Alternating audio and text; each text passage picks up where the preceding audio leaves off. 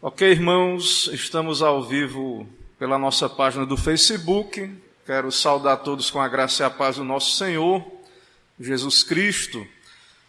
Meus irmãos, eu vou estar transmitindo aqui o link lá no grupo do WhatsApp, também nas outras páginas que temos, e também conto aí com a participação dos irmãos que queiram nos ajudar, compartilhando esse link aí. Também dá um tempinho, às vezes os irmãos demoram um pouco a chegar aí na nossa transmissão. Então vamos ter um pouco de paciência aí, para a gente compartilhando aqui o nosso link da nossa transmissão ao vivo.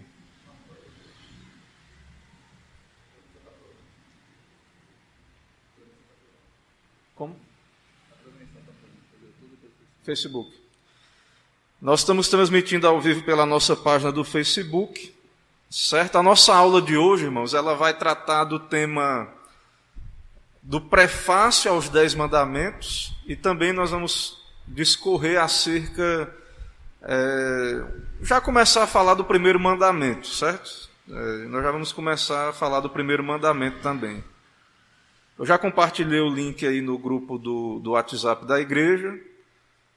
Ok? Já está compartilhado. Compartilhar também lá no Telegram. E também nas outras páginas aí. Ok? Vamos ver aqui.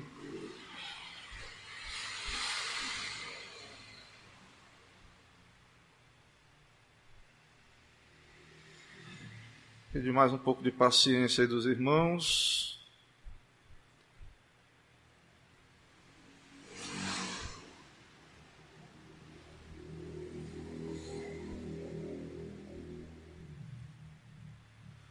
Ok, já estamos lá no nosso grupo. Nós temos um grupo lá no Facebook, um grupo fechado, mas aberto a quem quiser participar. Também já na nossa página, estamos ao vivo por meio da nossa página, e também nós temos um perfil, né? E eu vou compartilhar agora aí no perfil também o mesmo link.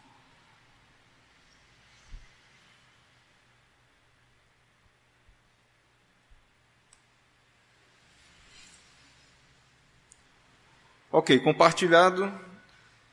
Irmãos, nós já oramos aqui, fizemos a nossa oração inicial, então nós vamos efetivamente para a exposição do assunto, ok? Já fizemos a oração aqui com o nosso irmão Mateus, então vamos para a exposição do nosso tema aí. Irmãos, então nós estamos estudando os 10 mandamentos, certo? A lei de Deus. Eu espero que os irmãos estejam acompanhando as nossas aulas. É importante os irmãos acompanharem as lições. Se vocês, por um acaso, perderam, né, alguma aula aqui presencial, tem gravado, nós temos as gravações. Então, peço aos irmãos que, se possível, se dediquem a estar revisando aí esse conteúdo para a gente avançar e ter um aproveitamento maior e melhor. Ok? Nós iremos usar a nossa tradução aí, né, da Bíblia, Almeida Revista Atualizada, nossos símbolos de fé e o Catecismo Maior comentado, certo? Eu vou usar o Catecismo Maior. Tem outros livros aí, tem um material também para quem... Eu sei que nem todos têm acesso, irmãos, mas eu quero só falar porque... Tem alguns irmãos, às vezes, que têm alguma facilidade com o inglês, e tem tudo gratuito, viu? É tudo domínio público na língua inglesa. Então, tem um material muito bom que eu quero recomendar, que é um livro do Thomas Watson, que é um comentário dos 10 mandamentos, que é gratuito no site da Amazon.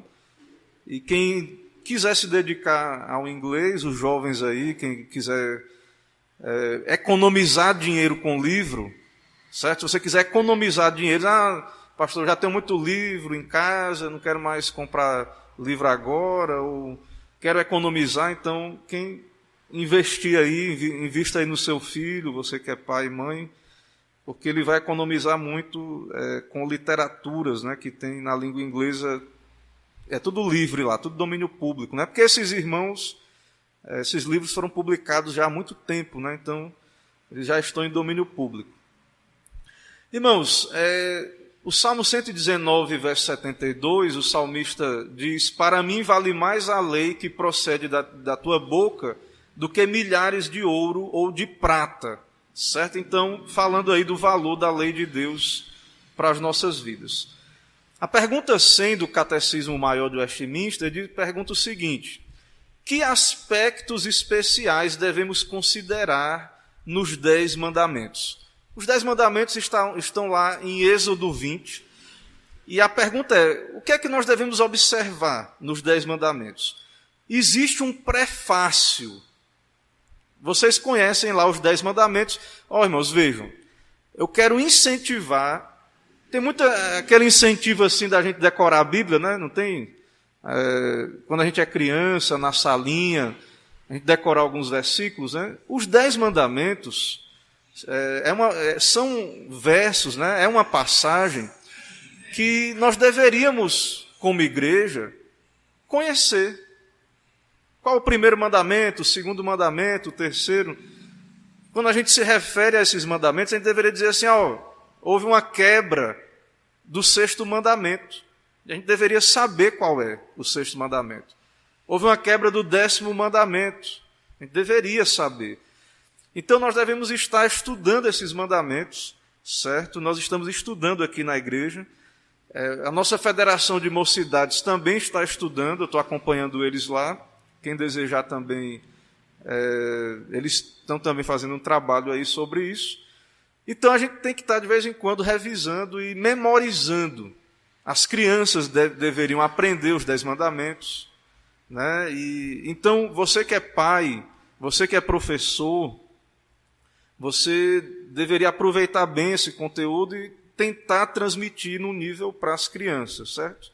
É claro que o que a gente está falando aqui tem é um pouco mais apurado, né? Mas os pais, os educadores, as pessoas, é de interesse público essa questão, porque nós vamos falar aqui da ética cristã, da lei de Deus, dos mandamentos de Deus. Então, é muito importante. E é importante lembrar que antes dos 10 mandamentos tem um prefácio, e depois vem os 10 mandamentos. Então, nós não ensinamos os 10 mandamentos pulando o prefácio.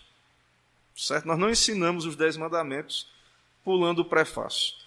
Qual é o prefácio dos 10 mandamentos? Né? Se você quiser abrir lá em Êxodo 20, lá em Êxodo, no capítulo 20, você vai encontrar lá, a partir do verso 2, mas a partir do verso 1 do Êxodo 20, começa aí, né? Dizendo: então falou Deus todas essas palavras. Então veja aí o prefácio dos 10 mandamentos. Verso 2 é o prefácio: eu sou o Senhor teu Deus, que te tirei da terra do Egito, da casa da servidão. Qual é o primeiro mandamento? Verso 3: não terás outros deuses diante de mim. Então esse é o primeiro mandamento. Mas qual é o prefácio? Eu sou o Senhor teu Deus, que te tirei da terra do Egito, da casa da servidão. O que é que Deus está dizendo aí nesse prefácio para nós? Deus está dizendo que Ele é o Senhor soberano, certo? O Senhor, o eterno, imutável, onipotente, aquele que é o autoexistente, Ele existe de si mesmo, aquele que trouxe à existência todas as coisas, né? Então Ele traz à existência todas, né, as suas palavras e obras, aquele que é o Deus do pacto, certo? Com o antigo Israel, e que livrou Israel da servidão do Egito, e Ele também nos liberta da servidão, Ele nos liberta do nosso cativeiro espiritual. Portanto, somente a Ele devemos receber como nosso único Deus para guardarmos todos os seus mandamentos. Irmãos, o Senhor aí, nós vamos falar mais à frente, eu vou citar os versículos ainda, mas o Senhor aí é o nome pactual de Deus. Eu sou o Senhor. Lembra lá quando o Senhor aparece a Moisés, lá na sarça, quando ele diz, eu sou o autoexistente, eu sou o eu sou. Então o Deus que libertou Israel é o Senhor. Lembra lá quando o povo de Israel se desviou de Deus, aí o povo de Israel começou a adorar Baal, né? Aí apareceu Elias, e Elias desafiou o povo. Aí, quando o Senhor mandou o fogo do céu, o que foi que o povo disse? O Senhor é Deus, o Senhor é Deus. Esse é o Senhor que está falando. É o Deus lá do Gênesis 1. É o Deus criador. É o Deus autoexistente, soberano. Ele fala soberanamente. O que ele fala acontece. Ele é o criador. Ele tem os seus decretos, os seus planos. Então, esse Deus é o Deus que libertou o seu povo do cativeiro. E aquela libertação foi histórica, ela existiu. Aquela libertação de Israel foi histórica e existiu. E aquela libertação, ela é um tipo, ela é uma figura. Ela aponta para a nossa libertação. É esse Deus que nos liberta do nosso cativeiro espiritual, do pecado, de Satanás. E ele nos liberta para o quê? Para a salvação. Mas no que consiste essa salvação?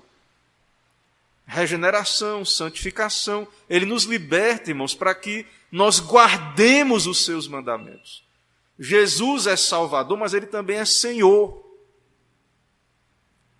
O Evangelho, a salvação que é pregada, e muitas vezes ela não é pregada dessa maneira, as pessoas não entendem. Elas acham que Jesus é só para, na hora do aperto delas, livrar elas do inferno. Mas ele é Senhor, ele entra em aliança conosco, nós entramos em aliança com ele, e nessa aliança ele se revela como Senhor, e é o nosso dever obedecê-lo, andar em santidade, obedecer à sua lei, os seus mandamentos. Claro que nós não conseguimos, né? Eu já tratei disso antes, mas esse é o padrão de Deus para nós, e pela graça nós devemos buscar fidelidade a ele e pedir perdão e andar em humildade, em arrependimento, quando pecamos. Tem várias referências bíblicas aí, são muitas, eu não vou ler todas, mas tudo isso que está sendo dito aí, certo? Na verdade, eu nem colei as referências aí, mas tem aí Êxodo 23, né? Tem Isaías 44, 6. Cada assunto desse que o catecismo cita está aí nas referências. O prefácio aos 10 mandamentos, a soberania de Deus. Êxodo 3,14, a autoexistência de Deus, ele se revela lá na sarça. Êxodo 6,3, a revelação do nome o Senhor. Vamos ver aí, Êxodo 6,3, a revelação do nome o Senhor. Êxodo capítulo 6, verso 3. Aparecia a Abraão, a Isaque e a Jacó como Deus Todo-Poderoso, mas pelo meu nome, o Senhor, não lhes fui conhecido. Certo? Atos 17, 24, etc. Está aí, salvo aí na tela, todos os versículos que o catecismo cita sobre o prefácio aos 10 mandamentos. Certo? Irmãos, então vamos aqui. Sim.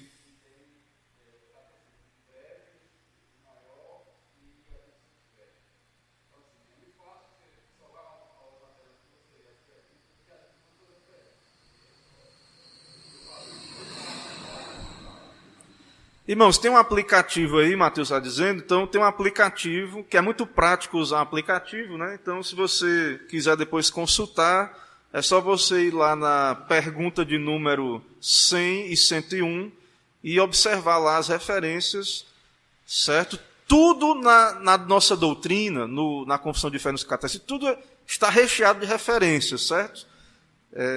Tudo tem base na Escritura. Então, nós também estamos aí para, em breve, comprar o livrinho, esse material impresso de bolso, para repassar aí a preço de custo aos irmãos. Então, fiquem atentos aí. E também sites lá no Google, se você der um Google, ou então, se você não gosta do Google, né, outra plataforma aí qualquer de busca, se você colocar lá Catecismo Maior de Westminster, vai aparecer o site do Monergismo, e lá também é muito prático você ver essas referências, certo? Irmãos, por que o prefácio é importante aos 10 mandamentos? Porque faz parte dos 10 mandamentos, certo? Na verdade, a Bíblia é um livro. A gente tem que respeitar a Bíblia como um livro, né? Então, essa coisa de ler a Bíblia totalmente picotado, né? E ficar pulando, descontextualizando. Então, se você coloca lá na parede da sua casa um quadro com os 10 mandamentos que não tem um prefácio, isso prejudica a interpretação, a leitura. Tem gente que coloca, né? Já viram? Tem gente que coloca, às vezes, versículos na casa, lá na parede, até pode ser uma coisa boa para decorar, ali você memorizar, né? Um auxílio. Mas, irmãos, nós devemos ler o prefácio dos 10 mandamentos. Ele é muito importante, faz parte dos 10 mandamentos, porque ele é a base, é o alicerce. Então, é um motivo pelo qual devemos obedecer aos mandamentos. Por que devemos obedecer aos 10 mandamentos? Certo? Porque nós temos uma responsabilidade moral para com o Criador, que é soberano. Ele é o Criador. Então, nós temos a responsabilidade moral. E também porque Ele é o nosso Salvador. Ele nos resgatou do nosso cativeiro. Irmãos, vejam, esses mandamentos aí, é o dever, eles são mandamentos do Deus Criador. É para todo homem, não é para o vizinho, não. Quando nós pensamos em vantagens, em direitos, a gente reivindica os nossos direitos, né? A gente briga pelos nossos direitos. Mas quando é os deveres, a gente esquece. Não, o dever do irmão, do outro, fazer. Mas os 10 mandamentos não são assim. Os 10 mandamentos, eles nos mostram o dever. Isso aqui é para todos. Porém, como nós estamos vendo no prefácio, de modo especial é para os salvos. Então a lei moral é para todas as criaturas. Mas Deus, ao se revelar nos 10 mandamentos a Israel, primeiro ele salva o povo.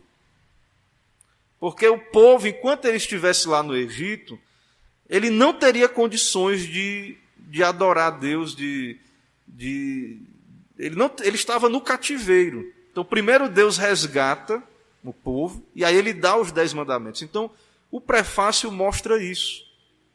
Que a lei está relacionada a Deus, ao Criador, à fé, a moralidade, a ética, para nós cristãos, está relacionada ao Criador, à religião. Adão tinha uma religião antes da queda. Ele se relacionava com Deus. Não estou falando de religião A ou B, não, a religião verdadeira. Ele era profeta, sacerdote e rei. Ele era para ter domínio na criação. Ele falava com Deus, Deus falava com ele. Ele era uma figura sacerdotal no jardim porque ele cultivava, ele guardava o jardim. Essa palavra lá no Gênesis tem a ver com o trabalho sacerdotal. Então, o nosso comentarista aqui, ele nos lembra que é uma tragédia ensinar os 10 mandamentos às crianças, sempre omitindo o seu prefácio, como se ele não fosse importante. Então, não só as crianças. Você ensinar a ética, a moral, a lei de Deus, desconectando do seu contexto, ignorando Deus, os 10 mandamentos pressupõem Deus, o teísmo, que há um Deus. Os 10 mandamentos pressupõem que há um Criador, que há um Senhor, só há um Deus, só há uma lei. Ah, pastor, mas os homens não creem. É porque estão escravos do pecado. Porque estão no Egito. Estão no cativeiro de Satanás, do pecado. Mas quando Deus se revela a eles numa aliança, quando Deus salva pecadores do cativeiro, ele se revela como o Salvador, assim como ele é Criador, e ele dá mandamentos, leis, para que sejam obedecidos. Então, nós temos que ter cuidado, né? Ele diz aqui, quando fixamos os 10 mandamentos na parede, nas salas de aula, né? De escola dominical, de colocar o prefácio, né? Para a gente não cair no moralismo, né? E desconsiderar a salvação, que Deus primeiro nos salva, depois nos dá mandamentos. Então, a desconsideração do prefácio dos 10 mandamentos é um sintoma do declínio religioso dos nossos dias. Por quê? Porque as pessoas querem a moral da Bíblia, elas querem a moralidade bíblica, mas elas desconsideram essa moralidade como tendo Deus a sua fonte. Então, para as pessoas, a moral, a ética, ela é fundamentada na sabedoria do homem, nas descobertas humanas, no bem-estar da sociedade, no pragmatismo, naquilo que é útil, na utilidade à sociedade. Então, pessoas com esse pensamento, né, religioso desse tipo, considerarão o prefácio dos 10 mandamentos irrelevante. Ou seja, muita gente descarta o cristianismo, a religião bíblica, e quer manter só os valores, só a ética. Isso não é bíblico, certo? Isso não é bíblico. Devemos resistir a essa tendência e insistir na ênfase que a lei moral está centrada em Deus. O prefácio estabelece a autoridade respaldada, que respalda a lei moral. Então, a base, por que eu não devo roubar, cobiçar, adulterar? Por que eu devo guardar um dia em 7? Por que eu não devo fazer ídolos, fazer imagens, adorar por meio de ídolos? Porque o Senhor se revela e diz que não é para fazer. A base da obediência não é o senso comum, não é a descoberta humana. A base é: eu sou o Senhor que te tirei da terra do Egito, da casa da servidão. Eu sou o Senhor, está aqui a minha lei, está aqui os meus mandamentos. Não é para ser reinterpretado, não é para reinterpretar, não, mas não é bem assim. Não, eu sou o Senhor, a base é que Ele é o Senhor, se revela a nós. Então, há uma autoridade que respalda a lei moral. Desconsiderá-lo é negligenciar a importância da autoridade da lei e, inevitavelmente, compreender os 10 mandamentos de maneira errada. Então, quem discorda dos 10 mandamentos não está discordando do pastor Camon. Se nós entendemos na interpretação da lei que ela não passou, não é para salvação, mas ela é uma regra de santificação, que ela é a lei da aliança, Deus nos salva para obedecer. Quando nós, né, e nós que temos a responsabilidade de ensinar, quando eu ensino aqui, como pastor, ensino o que a Bíblia está dizendo sobre, por exemplo, o dia do Senhor, qualquer outro mandamento, e a pessoa diz: mas não concordo. Se o que eu estou ensinando é o que está na Bíblia, essa pessoa não está discordando de mim, mas de Deus. É como se Deus chegou: eu sou o Senhor, que te tirei da terra do Egito, da casa da servidão. E etc. 10 mandamentos. E a pessoa diz para Deus: não, Deus, eu não concordo não com os seus mandamentos, não. Não concordo não com esses mandamentos aí, não. Ninguém faz isso. Como é que eu vou viver com esses mandamentos aí? Então, se essa pessoa considera a lei de Deus um fardo, né? Irmãos, nós devemos amar a lei de Deus. Nós devemos amar Deus e amar a sua lei. Mas muitas pessoas resistem, muitas vezes dizem que é coisa de... isso é interpretação presbiteriana. É coisa de placa, de presbiteriano. Não, irmãos, é a lei de Deus. Nós estamos falando aqui da lei de Deus.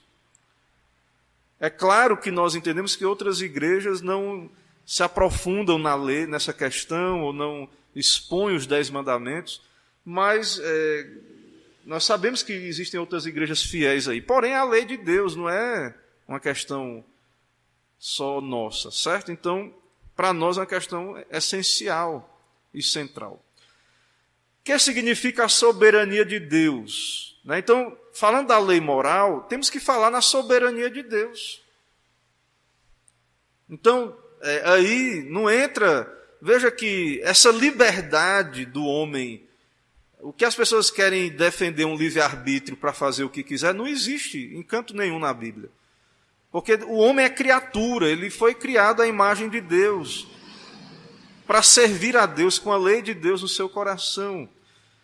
E na salvação, Deus também se revela soberano.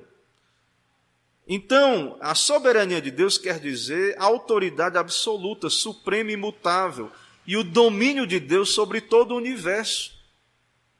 Thomas Watson diz que essa joia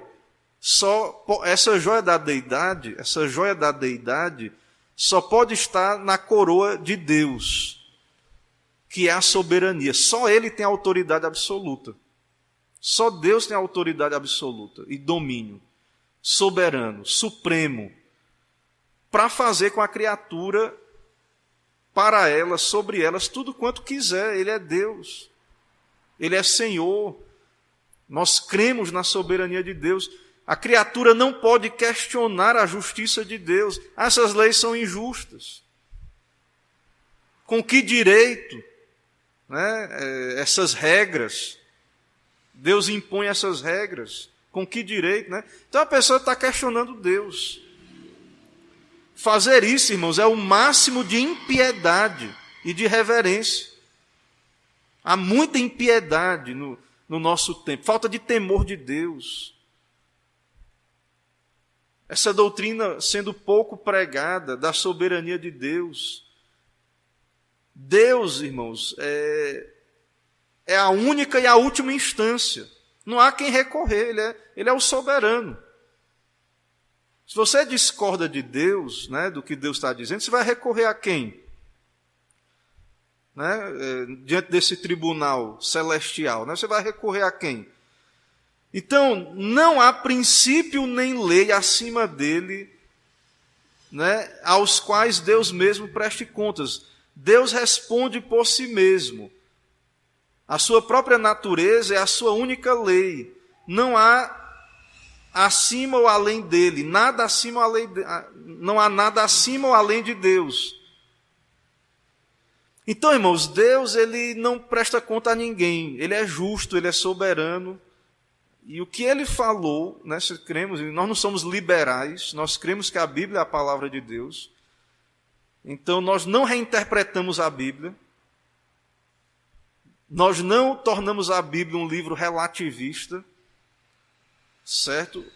Deus é soberano, o que Ele diz está dito, certo? E Ele se manifesta também, especialmente nessa soberania, na salvação, nos redimindo do pecado. Isso é uma obra de Deus. E Ele faz isso, irmãos, soberanamente, a quem Ele quer, como Ele quer, do jeito que Ele quer. Com os termos que Ele quer. Ele é quem salva. Na nova aliança, Ele diz para o homem: se arrependa e creia no Evangelho. Se o homem não se arrepende e não crê, ele está desobedecendo a ordem de Deus. É pecado. É uma santa convocação, do Evangelho. Quando nós anunciamos a Cristo, essa é a ordem que Cristo convoca os homens ao arrependimento e à fé. E, sendo salvos, Deus nos chama à santidade, à obediência. Então, Deus ele tá acima, Então ele é santo, Ele não vai quebrar a própria lei dele, é claro, A lei já é uma revelação do caráter dele, da santidade dele. Então ele é lei, ele é a única lei, Ele está acima de tudo aí, e etc, certo? Irmãos, tranquilo, eu estou expondo aqui, mas fiquem à vontade para perguntar também, ok? Deixa eu ver aqui como é que está. a transmissão. Caiu não, né?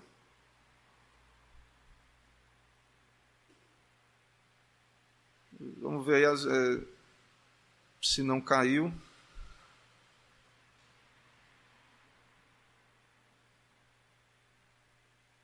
Não, aparentemente não caiu. Estamos ao vivo. Ok. Então, irmãos, vamos seguindo aqui, né? Vamos seguindo. Aparentemente não caiu. Seguindo, então.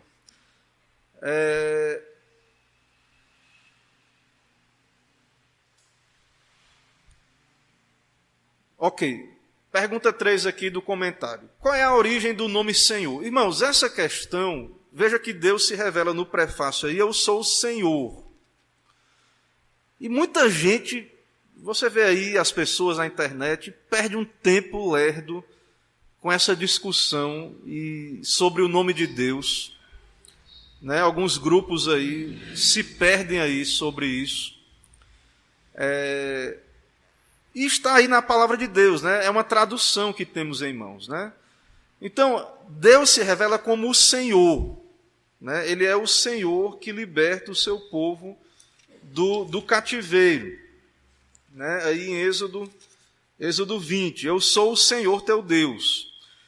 Esse nome que está em maiúsculo, Senhor, né? Maiúsculo, caixa alta, certo? Ele é uma representação do nome impronunciável de Deus, cujas consoantes em hebraico correspondem às nossas consoantes. São 4 letras do hebraico, que é outro alfabeto hebraico. Então, traduzindo, essas consoantes seriam YHVH, o tetragrama. Não tem consoantes, né? Então não é um Iavé, é um YH, que é uma coisa meio que sem som aí, né? Depende da vogal, um V e um H. Então, um tetragrama. Por que é o nome impronunciável de Deus? Porque o judeu, quando ele lia esse nome, ele não pronunciava por reverência, por temor. Então, de tanta reverência, eles perderam as vogais que não tinha escrita, porque só escrevia as consoantes. Então, eles perderam as vogais. E o que é que eles liam quando eles encontravam o nome Senhor? Eles liam a palavra Adonai no lugar, que é outro nome de Deus, que também corresponde à palavra Senhor. Então essas vogais eram suprimidas quando o leitor fazia a leitura. Depois surgiu os maçoretas, que criaram um sistema de vogais, através de uns pontinhos no hebraico. E então, eles pegaram as vogais de Adonai e aplicaram a esse tetragrama Iavé. E aí surgiu a pronúncia conhecida, Jeová. É errado? Não, não é errado. Né? Mas nós sabemos que não é o que estava lá originalmente. Ou pelo menos, não dá para saber se era. Certo? Ou Iavé, ou Jeová, ou etc. Certo? Os judeus consideravam esse nome, então, impronunciável, né? Por isso foi perdido. Adonai significa Senhor também. E aí, agora, eles restauraram esse nome aí, né, com Jeová. Resultando, então, esse nome Jeová é uma palavra híbrida, misturando as consoantes do tetragrama, Iavé, com o Adonai. Mas o que importa, irmãos, é o significado, é o Senhor, é o Deus Criador. O que importa é o sentido. Para nós que não brigamos, ficamos brigando. Né? Não é errado também se a pessoa falar Jeová, mas para nós o que importa é o sentido. E aí, o que é que significa então esse tetragrama? Lá em Êxodo que nós lemos aí, quando Deus fala em Êxodo 6, do 2 a 3, quando Deus fala para Moisés, certo? Deus se revela ali em Êxodo 3, todo o capítulo 3, né? Deus diz que ele é eu sou o que sou. E ele diz, diga ao povo de Israel, eu sou, me enviou a vós outros.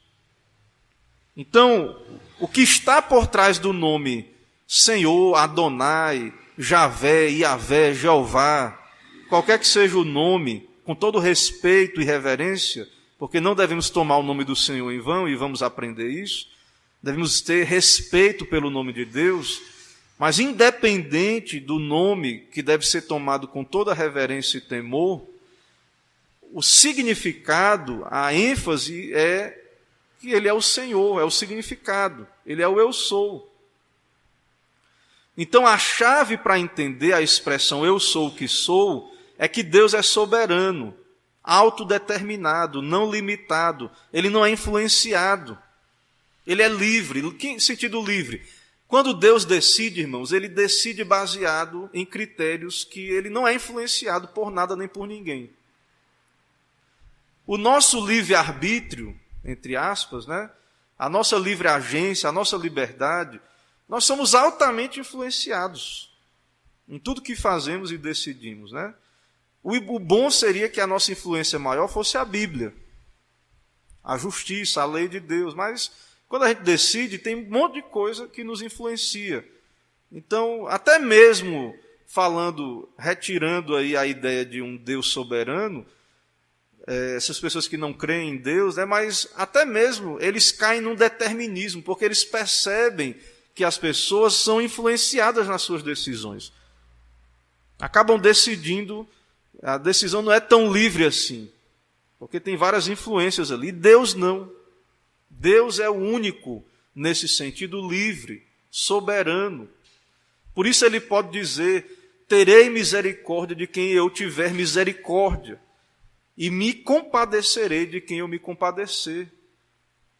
Então, esse nome de Jeová, o Yahvé, o tetragrama, descreve Deus como aquele Deus que, na sua soberania e liberdade, concede ao seu povo as misericórdias pactuais. Então, esse Deus salva um povo do cativeiro, do Egito, e agora nós, a igreja, salva um povo, e ele misericordiosamente redime esse povo, e entra em aliança com esse povo, e revela a sua vontade a esse povo.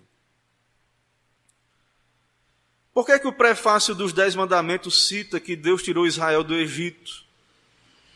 Porque devemos compreender que a salvação vem em primeiro lugar e a guarda dos mandamentos segue-se a ela. Isso é muito importante, irmãos. Porque muita gente vai dizer que pregando ou ensinando a lei, nós estamos ensinando moralismo, farisaísmo. Não, primeiro Deus salva, soberana, livremente, quem Ele quer, o seu povo, a sua igreja, os seus eleitos. Nos reúne como igreja. E agora ele chega para nós e diz, está aqui a minha lei, está aqui a minha vontade, que vocês sejam santos. E como é que eu sou santo? Está aqui os meus mandamentos. Então, não há como obedecer verdadeiramente os mandamentos de Deus até que tenhamos sido remidos do reino de Satanás, do mesmo modo que Israel não podia guardar de fato a lei até que foram libertos da escravidão do Egito. Irmãos, John Owen tem um livro sobre mortificação do pecado. Ninguém consegue mortificar o pecado se não for regenerado, não for convertido, não tiver o Espírito Santo. O crente vai ter horas, né, que ele vai pecar, na verdade ele tem pecado ainda, né, e vai acabar não vigiando e caindo em tentação e pecando, infelizmente, né, mas um não salvo, ele é escravo do pecado, de Satanás. É uma escravidão, ele faz aquilo porque ele quer. Tentem conectar com a aula do livre-arbítrio, né, que estamos estudando na escola bíblica. Esses homens caídos, não regenerados, eles perderam o livre-arbítrio lá de Adão e Eva, mas eles continuam sendo livre-agentes. Eles fazem o que eles querem, mas a vontade deles está escravizada ao pecado. Eles precisam primeiro ser redimidos, ouvir o Evangelho, para que eles agora, você chegue e diga, está aqui a lei de Deus. Então o nosso país precisa, as pessoas precisam, não é só uma reforma externa, Podemos ensinar as crianças na escola os 10 mandamentos? Podemos. Ensinar moral? Podemos, mas é necessário salvação. Não somos salvos por causa da obediência. Somos salvos para a obediência. Então, lá na lei já tinha graça. Lá na lei já tinha evangelho. Nós não pregamos lei desconectada do evangelho. De fato, a lei desconectada do evangelho só vai matar. Vai ser uma letra morta.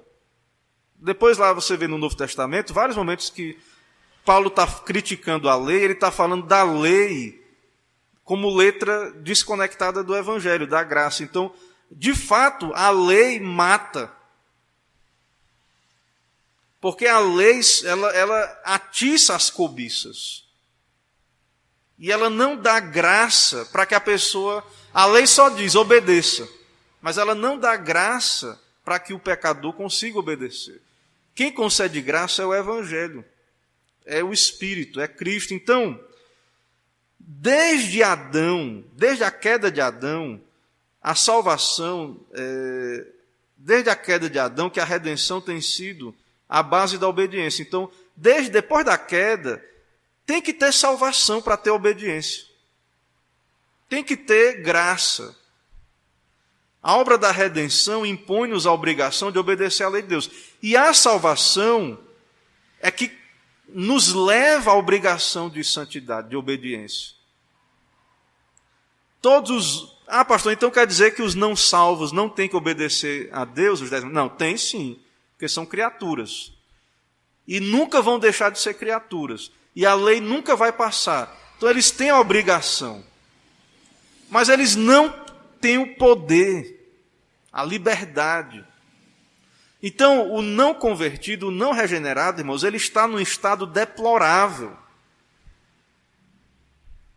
Ele pode até saber, ser iluminado e saber, isso aqui é errado, isso aqui é pecado, isso aqui leva para o inferno, mas ele está preso, ele está escravo daquele pecado. Ele não consegue mortificar o pecado. Ele precisa do Evangelho, ele precisa de Cristo. E é por isso que nós pregamos o Evangelho, tanto no Antigo Testamento quanto no Novo. Porque tem Evangelho tanto no Antigo Testamento quanto no Novo. O prefácio dos 10 mandamentos é isso. Certo? Esse é o prefácio dos 10 mandamentos. Então, nós temos uma obrigação dupla de obedecer a Deus, como criaturas e como salvos. E só podemos obedecer a Deus por causa disso, porque fomos salvos, certo? Então, você chegar para uma pessoa não regenerada e ficar ensinando a lei para que ele obedeça, vai gerar muitos conflitos, né, naquela alma. Vai gerar muitos conflitos. Muitas vidas escravas, né, do pecado, muita gente que às vezes é cristão, às vezes ele está precisando ser liberto ainda da escravidão, né, do pecado. Então, muita gente não aguenta o moralismo dentro das igrejas, muitos púlpitos não pregam o evangelho, é uma pregação sem Cristo, sem Deus, sem evangelho. E aí a pessoa, quando ela fica numa idade, quando o pecado cresce na vida dela, ela não aguenta e sai da igreja. Porque muitas vezes ela nunca entendeu o evangelho. Nós, como líderes, pastores, pais, professores, muitas vezes temos dificuldade por da falta de conhecimento, né, dessas verdades de modo mais claro, e a gente só dá carão nos filhos e não aponta para a cruz. Não diz, meu filho, se você está escravo desse pecado, você tem que nascer de novo. Você tem que se converter ainda, talvez. Será que não é isso o problema? Será que não é essa a situação? Porque muita gente, irmãos, nunca entendeu isso. Muita gente chega assim, eu já ouvi, falaram para mim já. Rapaz, eu acho bonita a igreja. A lei dos crentes, né, como eles dizem, eu acho bonito. Um dia eu quero ir para lá, para a igreja, mas isso não é para mim não consigo não. Quem é que consegue, irmãos? Quem é que diz que a gente consegue? Ninguém consegue obedecer à lei. Ninguém consegue, se não nascer de novo, é escravo do pecado. Pode tentar reformar ali externamente, se esforçar, mas vai cair, vai voltar de novo. Vai ser como a porca lavada que volta à lama. Se você não nascer de novo, é como você pegar um porco, dar um banho nele bem bonitinho, na hora que você soltar ele corre de novo para a lama. Porque a natureza tem que ser transformada. Então, essa é a importância do prefácio aos 10 mandamentos. Tem que ser ensinado, tem que ser pregado. Certo? Por que então, por que fala do cativeiro, da casa da servidão? Então, irmãos, o crente verdadeiro, regenerado, é alguém liberto da amarga servidão. Então, a escravidão do pecado é amarga. Quando Deus começa a converter alguém, pela obra do Espírito, convencer, ele começa a perceber que ele é escravo, ele começa a perceber que ele está perdido. Mas essa libertação não é conquista nossa, mas é uma obra de um Deus soberano. Eu sou o Senhor que te tirei da terra do Egito, da casa da servidão. Só Deus pode tirar o pecador da servidão, da escravidão de Satanás, do pecado. Só Deus pode. Não é por obediência à lei. Então, muita gente acha, não, é muito bonito ser crente, mas eu não consigo. No dia que eu conseguir resolver aqui, melhorar, eu vou me reformar aqui, vou melhorar. No dia que eu parar de beber, de fumar, no dia que eu parar, abandonar o vício, a jogatina, aí eu vou para a igreja. Não, você precisa ser salvo primeiro. Esse pecador precisa ser salvo. E aí, então, ele vai conseguir ser transformado, obedecer à lei de Deus, os mandamentos de Deus. Certo? Então, nós devemos pregar como bíblicos, né, que ninguém pode se salvar. Essa é uma obra soberana de Deus. Igual como aquele pessoal que estava no Egito, estava lá escravo. Pode ler lá o livro do Êxodo. Deus foi lá, se revelou a Moisés, mandou Moisés e tirou o povo e pronto. Eles não escolheram isso, a princípio, né? Depois Deus entrou em aliança com eles. Eles responderam entrando em aliança com Deus. Ok? Quais são as duas obrigações que a obra da redenção nos impõe? Fidelidade somente a Deus, como nosso único Deus. Então, um salvo não pode ter outros deuses. Em segundo lugar, a obrigação da obediência, guardarmos os seus mandamentos.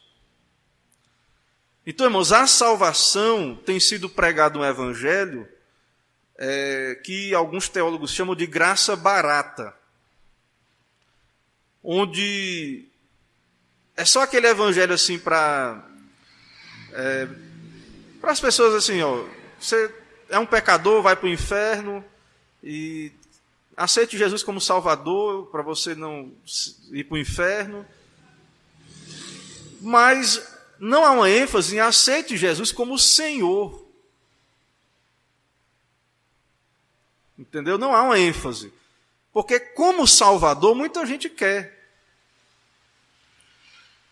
Muita gente quer um Salvador. Mas as pessoas não querem um Senhor, porque elas querem uma graça barata. Né? Elas não querem buscar a Deus nesse sentido de ser transformadas, de abandonar a velha vida, porque a escravidão do pecado, o escravo de Satanás, ele ama aquela escravidão.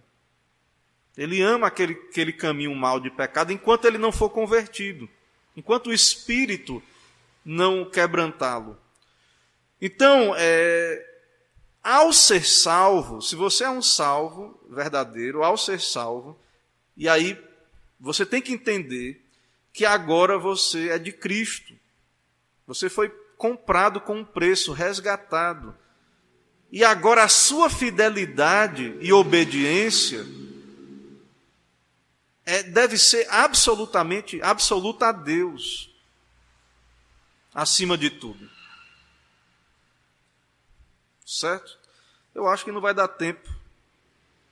Não vai dar tempo a gente tratar do primeiro mandamento, não. Eu vou encerrar para abrir para perguntas, né, e ler se tiver alguma pergunta aí na internet.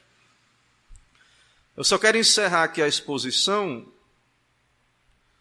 com a pergunta 102, que eu não vou expor, é só a pergunta e a resposta, para abrir para a pergunta, certo, irmãos? Qual é a essência dos 4 mandamentos que contém o nosso dever para com Deus? Nós só vamos ver os 4 mandamentos, começar a partir da próxima aula. Mas qual é a essência dos mandamentos? O catecismo responde: a essência dos 4 mandamentos que contém o nosso dever para com Deus é amar o Senhor, nosso Deus, de todo o nosso coração, de toda a nossa alma, de todas as nossas forças, de todo o nosso entendimento. Qual é a essência? Amor. Qual é o problema? Qual é o pecado? Nós amamos outras coisas e não Deus. Lá no jardim, a serpente mostrou o fruto para Eva, disse, bom, né? Bonito, dá conhecimento. E aí Eva amou aquela escolha mais do que obedecer a Deus, né? O que aquilo significava. Adão, do mesmo jeito, quando comeu. Então, na essência do pecado, a essência da lei é amar. Então, como regenerados, a lei não vai ser um fardo. Não deveria ser. Porque nós devemos fazer essas coisas por amor a Deus. Mas nós vamos começar então a ver o primeiro mandamento só na próxima aula.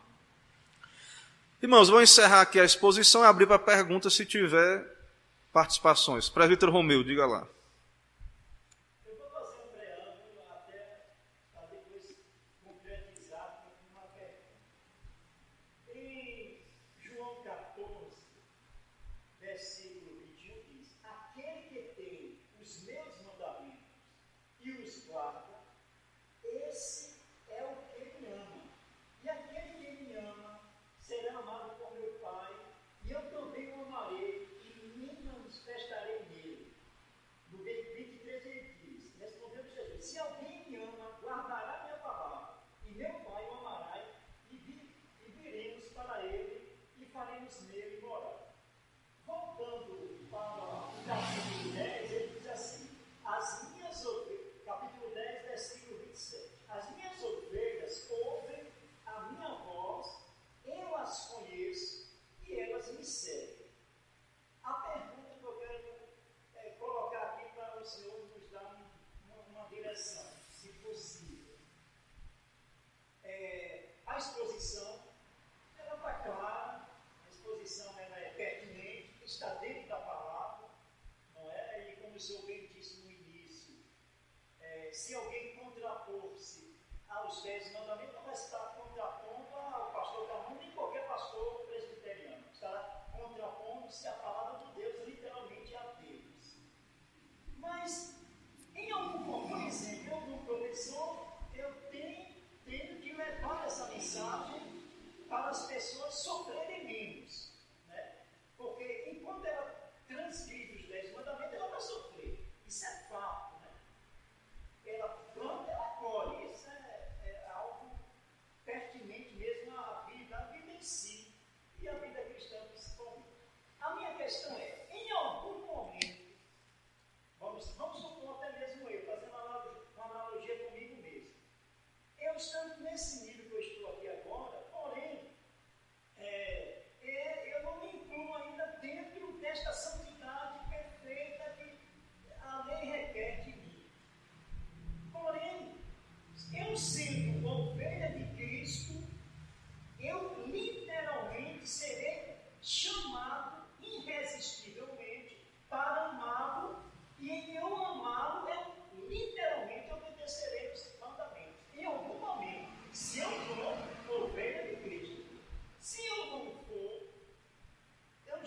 jamais irei obedecer aos 10 mandamentos, porque eu não amo a Deus literalmente. Então a pergunta é a seguinte, né? Quer dizer, eu queria saber do senhor se esse objetivo meu que eu sempre tive, né, ao passar o Evangelho, até mesmo em sala de aula que eu falava, é nesse sentido de minimizar o sofrimento atual, mas ciente e consciente de que toda essa aula que o senhor está nos dando aí é para que nós venhamos a entender isso e não venhamos a sofrer, mas que lá na frente, literalmente, as suas ovelhas estarão se enquadrando dentro do que o senhor está nos expondo aí. É isso mesmo, lá na frente, quem é dele, quem é ovelha dele, vai se enquadrar dentro dessa perspectiva que é real, que é concreta, dentro dos mandamentos que o senhor está expondo aí. É isso aí ou não? Sim, eu creio que Deus, a santificação de Deus é pela palavra, né? Então, a igreja que está se voltando para a palavra, as pessoas que estão se voltando para a palavra, elas vão, se elas forem estudantes assíduas da palavra, né? Se Deus conceder por graça ministros que preguem com fidelidade a palavra, e o Espírito vai apontar nessa direção para as suas ovelhas, né, para os seus. Como o presbítero leu o texto sobre Jesus falando que as minhas ovelhas ouvem a minha voz e também aquele que me ama obedecerá a minha palavra. Então, um crente ele vai ter um coração inclinado a essa submissão à palavra. Ao mesmo tempo, irmãos, como amar um Deus desconhecido? Como temer um Deus que não conhecemos, as suas leis? Como saber o que é pecado, o que é santidade? Se eu não conheço, se eu não escuto dessa lei, entende? Então, quando nós negligenciamos como igreja a exposição da lei, dos mandamentos, quando isso não tem lugar na nossa família, na igreja, na família cristã, na igreja de Cristo, vai haver uma debilidade. Agora, na soberania de Deus, Deus vai tratar com os seus, com as suas ovelhas. Se elas desviarem, ele vai... Porque assim, a lei, né, alguém já disse aí, que a lei ela é como um bastão, uma vara, que assim, a lei, assim, sem falar, tentando abstrair ela da graça do Evangelho. A lei, ela bate. Então a lei é como uma vara que bateu lá no Adão que estava atrás da moita, para ele correr para Cristo. Então a gente tem que falar da lei, né, mas nós sabemos que a lei, ela não traz a solução, considerando a lei de modo ali isolado, ela não traz a solução. Porém, as pessoas têm que entender que, de fato, isso é contra Deus, se tem alguma coisa errada. Mas nós devemos pregar o Evangelho. Mas, independente das pessoas se converterem ou não, nós temos uma utilidade, é porque nós já passamos na aula anterior, né? Teve umas aulas anteriores aí, que é qual a utilidade da lei para os não regenerados. Então, tem uma utilidade, depois é só dar uma revisada lá, né? Para dar uma olhada lá. Tem uma utilidade para os regenerados e os não regenerados. Então, os regenerados, ao serem expostos à própria leitura bíblica, à disciplina de Deus nas suas vidas, ao ministério sadio, eles vão aprendendo a amar a Deus mais e mais, conhecer mais a Deus, quem é Deus, soberano, a sua santidade, e vão aprendendo a amar a lei de Deus. Isso vai sendo trabalhado pelo Espírito Santo. E essas pessoas que, ao serem pastoreadas, resistem a Deus, isso é um alerta, é um sinal de alerta bem grande.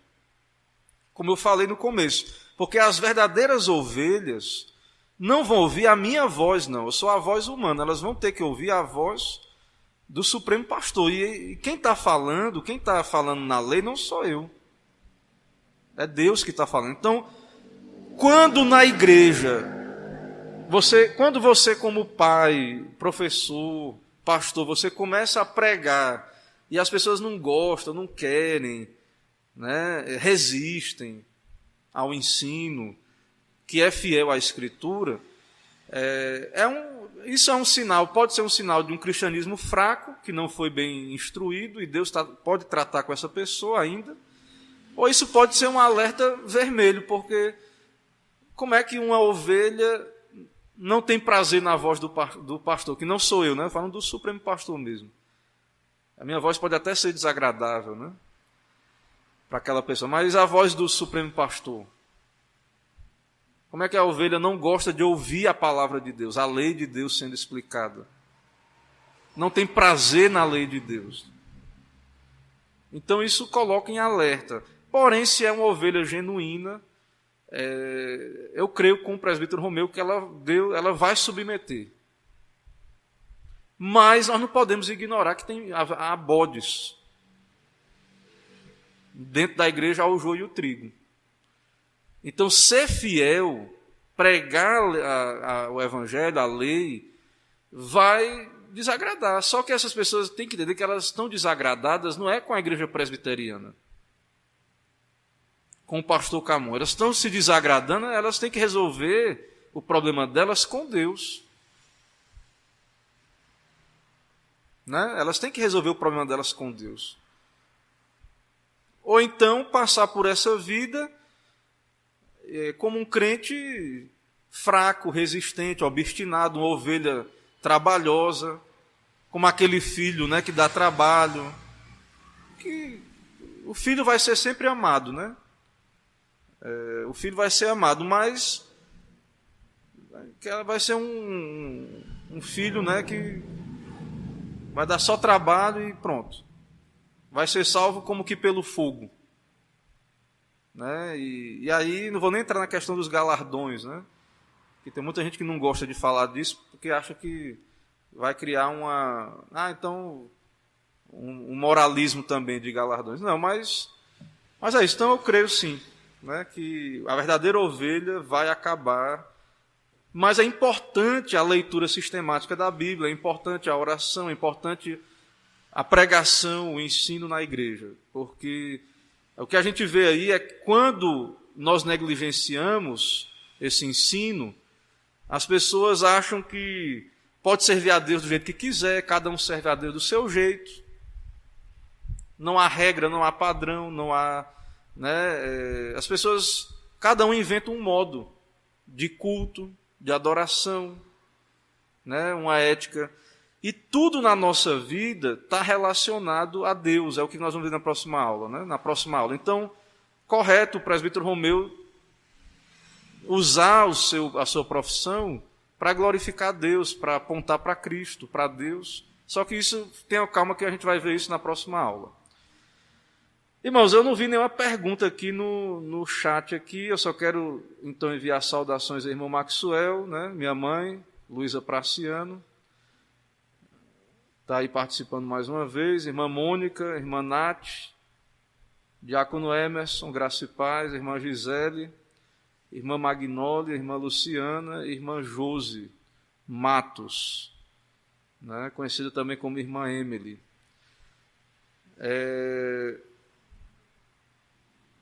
Mais alguma participação? Acho que deu para entender, né? Vamos orar então para a gente concluir nossa classe aqui. Oremos ao Senhor. Santo Deus, nosso Pai, Deus eterno, bendito, Criador, Senhor, Deus da aliança, Deus que resgatou o teu povo no Antigo Testamento, mas não apenas ali, ó Pai, mas o Senhor tem um povo na terra. A tua igreja hoje, o Senhor nos resgata do cativeiro de Satanás, do pecado, nos chama à obediência, à santificação, sem a qual ninguém verá o Senhor. Ó Deus, nos dá crer na Tua palavra toda ela.